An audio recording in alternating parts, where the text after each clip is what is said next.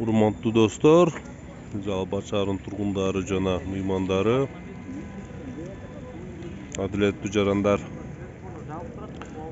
жарандар каналынын көрөрмандары, подписчиктери, хейтерлери. Бүгүн мына Байзаков, Чехов көчөсүнүн кесилишинде турамын азыр. Силерди баарыңарды айтып койгум келет.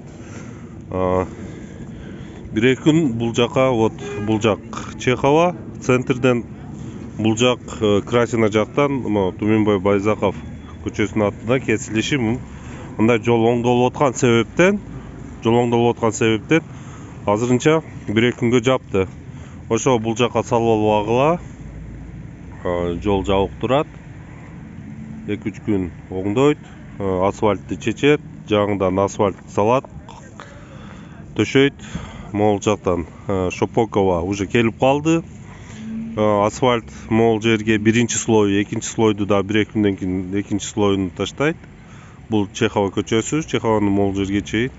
Азыр могул территория толугу менен асфальттанат. Ошол үчүн могул Чехова көчөсү базар жактан келген жак. Түмөнбөй Байзаков көчөсү Красина жактан келген жак, 8-чи мектеп жактан келген жак жабык, убактынча жабык. Ошол үчүн бул жака салбагыла. Рахмат барыңарга.